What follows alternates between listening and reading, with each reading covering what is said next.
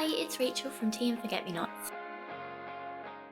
Hi and welcome back to Tea and Forget-Me-Nots. I'm Rachel and I upcycle furniture and decor, and today I will be upcycling a half-moon table, or entryway table, or console table, or demilune table. It has lots of names.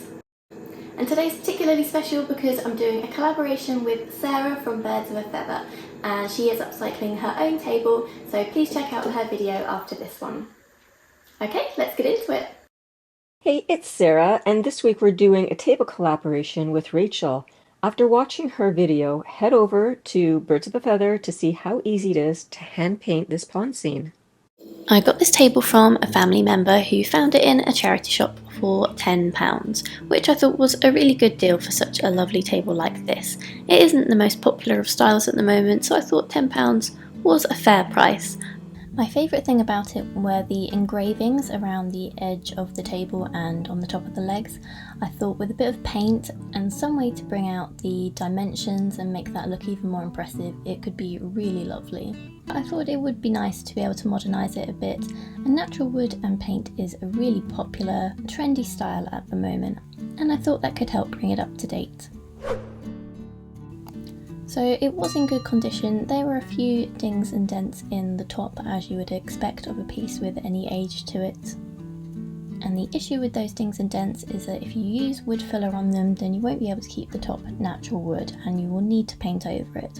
I cleaned with White Lightning, which is a TSB cleaner, which I dilute and then put in a spray bottle, which makes for a really convenient, quick get up and go to start a project rather than diluting it every time.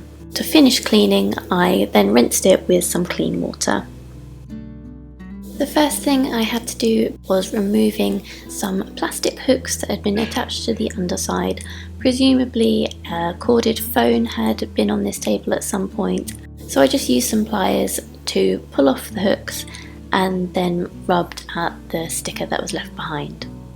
It's important not to go too heavy on the sanding on veneer because it's very easy to make a hole in it because it is thin wood. So I used my electric sander just on 180 grit and was very careful just to take the shine off the finish. And because I was using a sander with a dust extractor, it actually left very little mess, which is great for sanding indoors. But I did do another clean with just some clean water and a damp cloth to remove any leftover sanding dust. And for the rest of the table, the circular bottom of the table and the legs I hand sanded, again with 180 grit sandpaper. I knew I wanted to leave the veneer intact apart from just removing some of that super shiny original surface. So I planned to paint the legs in a colour that would complement that reddish wood on top.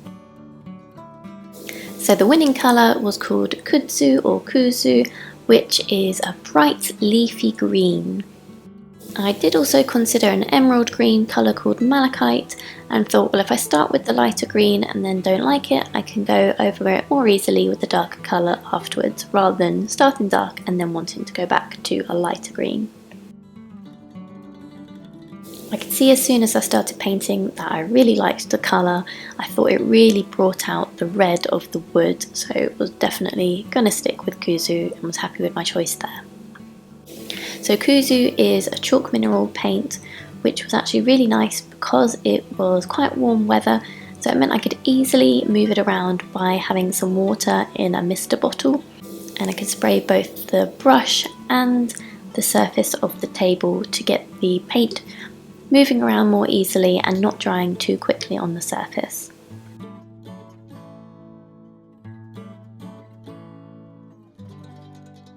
I used a mixture of different brushes, a round brush for some of the parts of the legs, a square cut brush for the base of the table, and an artist brush to get into some of the ridges and engravings.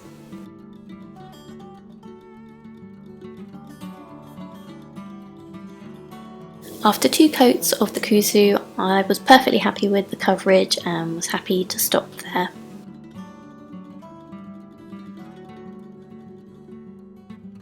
And when you've got 2 different colours next to each other, it's easy to get a bit of paint on the opposite surface.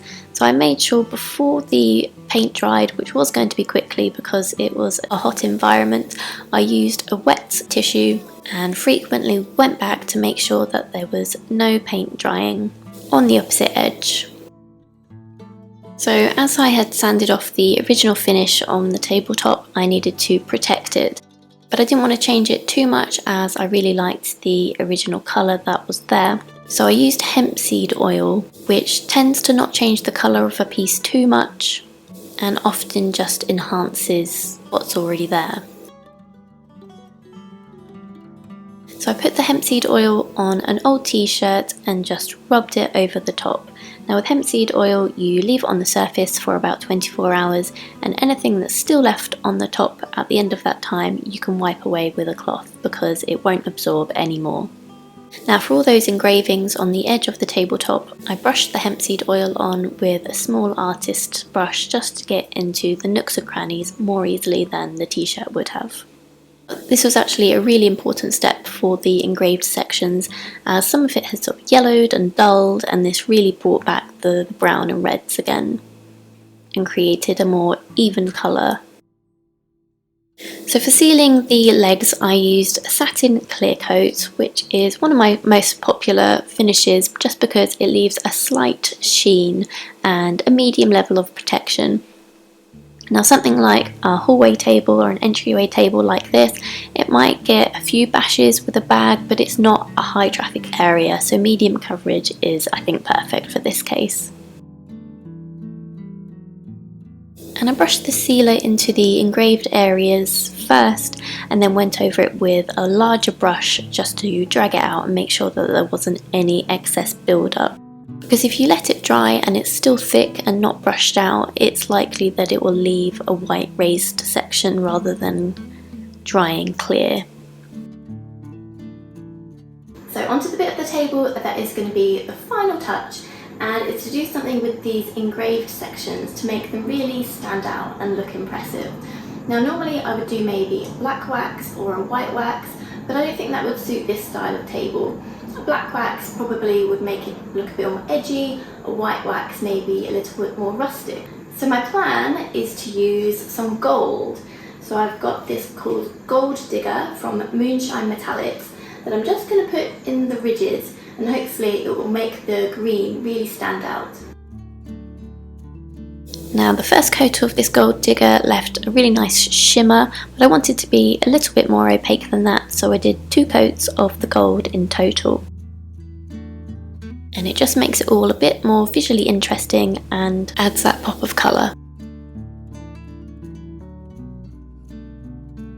And there we have it, the finished tabletop.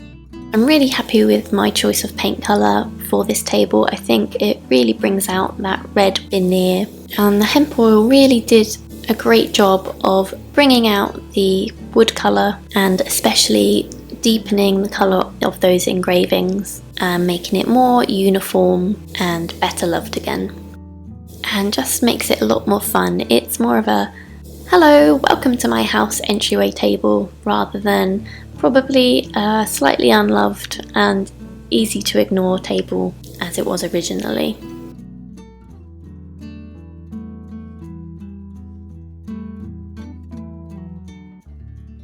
Thank you so much for watching this video. I'm really pleased with how it turned out. I think that the veneer was in lovely condition originally and the green just makes it pop that little bit more. I couldn't be more pleased with this update for this small demilune table. Thank you so much for watching. I hope you enjoyed this video. If you did, please consider subscribing. It makes a huge difference to smaller channels like mine. Thanks so much. Until next time. Bye. If you would like to learn any more about the products I've used in this video, then I will link them in the description, and please head over to Sarah's video from Birds of a Feather and see how she made that beautiful pond painting by hand. She did such a brilliant job.